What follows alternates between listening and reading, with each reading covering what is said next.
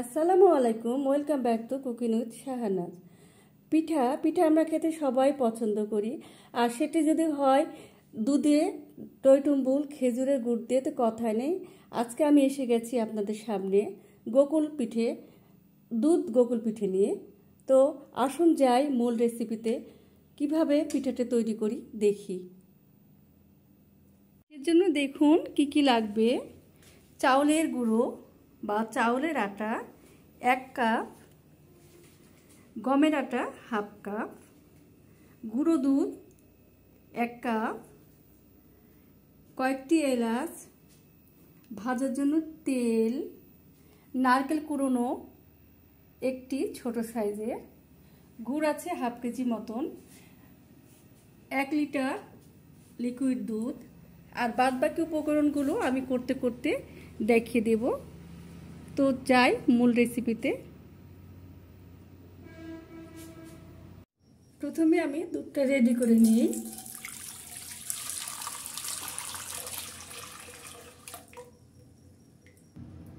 দুধটা দেখুন ঘন হয়ে এসেছে। সো আমি এখান থেকে কিছুটা দুধ তুলে নিব।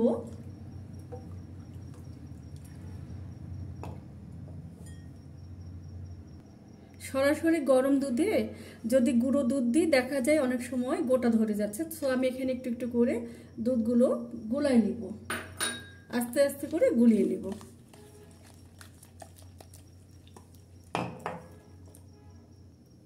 দেখুন গুলানো হয়ে গেছে।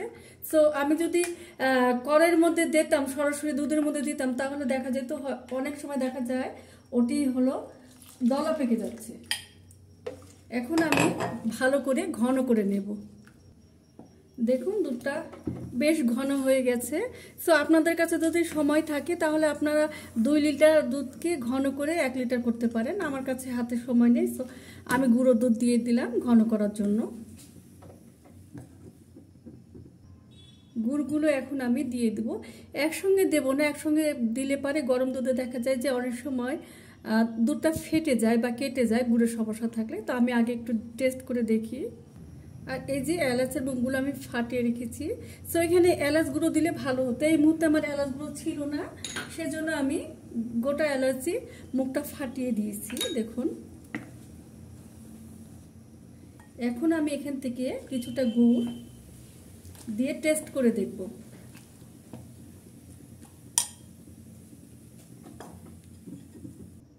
দেখুন আমার দুধটা কেটে যায়নি, মানে গুড়টা ঠিক আছে। এখন আমি এখানে মিশিয়ে দেব।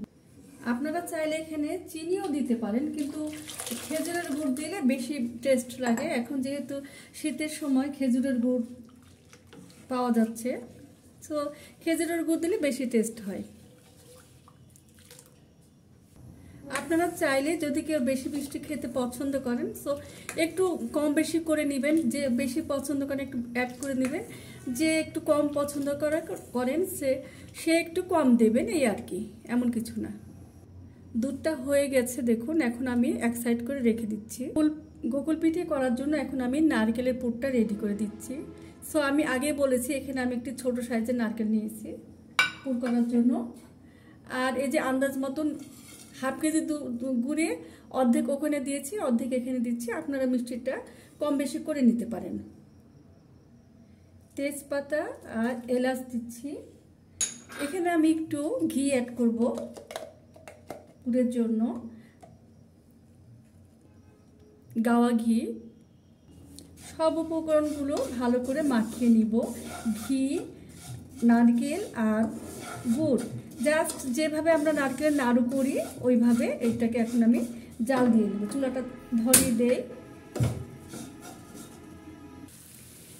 এখানে আপনারা গুঁড়ো দুধ বা খোয়া অ্যাড করতে পারেন। আমি আজকে গুঁড়ো দুধ বা খোয়া ছাড়াই আজকে গোকুল পিঠা করে দেখাবো। আগেকার যুগে যে নানি দাদিরা করতেন প্রাচীনকালে, সো আমি আজকে ওইভাবেই করে দেখাবো।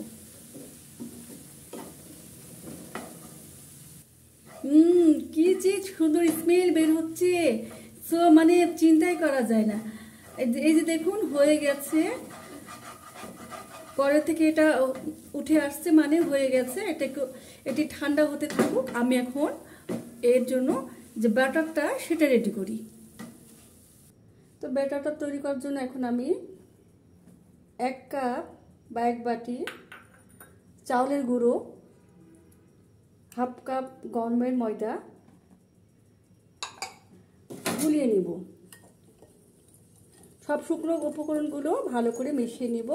আপনারা চাইলে কেউ এখানে লবণ অ্যাড করতে পারেন, আমি পার্সোনালি লবণ খেতে পছন্দ করি না কোনো কিছুতে, মিষ্টি জিনিসে, এই জন্য লবণটা দিলাম না।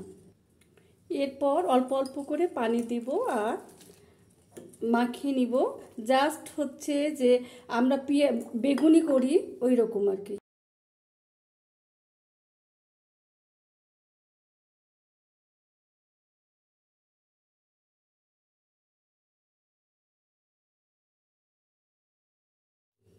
এই যে দেখুন এইরকম থাকবে ঘনত্ব। তো এর থেকে বেশি না। এই তো আটাটা আমার ফাটা হয়ে গেছে। এই যে দেখুন এইরকম ঘনত্ব থাকবে, আমরা যেরকম বেগুনি করি এই সেই রকম আর কি বাটাটা হবে, এই টাইপের আর কি। সো এটা এক সাইডে ঢেকে রেখে দিই। এখন আমি নারকেলের পুরটা রেডি করি। এই যে দেখুন এভাবে আর কি, যে যেরকম শেপ করতে পছন্দ করেন, ন্যাচারাল গোল হয়। সো আমি এরকম করে করে নিব সবগুলো। তো পিঠা ভাজার জন্য, গোকুল পিঠা ভাজার জন্য আমি প্যানে পর্যাপ্ত তেল দিয়ে নিলাম। দেখুন এই যে নারকেলগুলো আমি এভাবে করে নিয়েছি, এখন এক এক করে ভেজে নেব। এই সেই যে আটার ব্যাটারটা করে রেখেছিলাম, এই যে দেখুন এভাবে এক এক করে আমি ছেড়ে দেব। হালকা মিডিয়াম আঁচে ভাজতে হবে।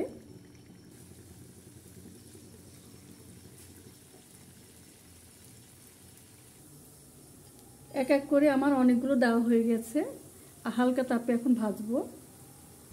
আস্তে আস্তে করে একবার উল্টিয়ে দিব। মিডিয়াম টু লো আছে ভাজতে হবে, বেশি জোরে ভাজলে জাল দিলে পিঠাগুলো পুড়ে যাবে।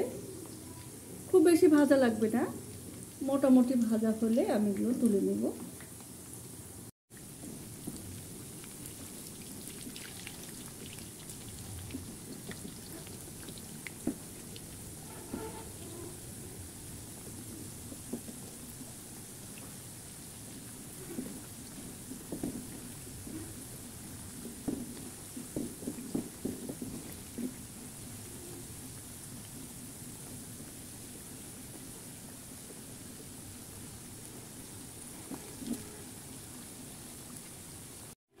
এই যে দেখুন ভাজা হয়ে গেছে, আমি এক এক করে পিঠাগুলো সব তুলে নেব।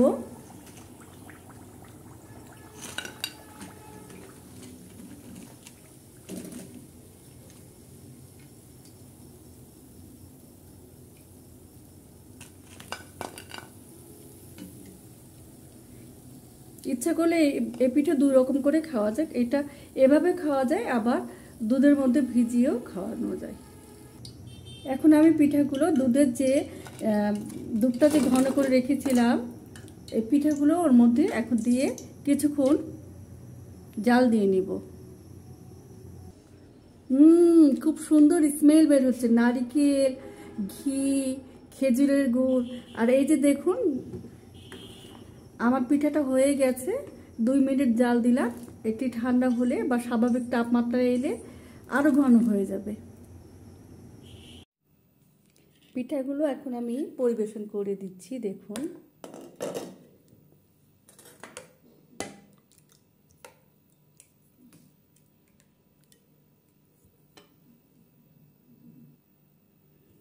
চমৎকার স্বাদের এই পিঠাটি ঝটপট আপনারা বানিয়ে নিতে পারেন। এই দুধ গোকুল পিঠে খেতে অনেক সুস্বাদু, সো অনেক ভালো লাগে। তা আশা করি আজকের রেসিপিটি আপনাদের অনেক ভালো লাগবে। ভালো লাগলে একটি লাইক, কমেন্ট, শেয়ার করতে ভুলবেন না। আর অবশ্যই সবাই বাসায় তৈরি করে এটি খাবেন। তো সবাই ভালো থাকুন, সুস্থ থাকুন। আল্লাহ হাফেজ।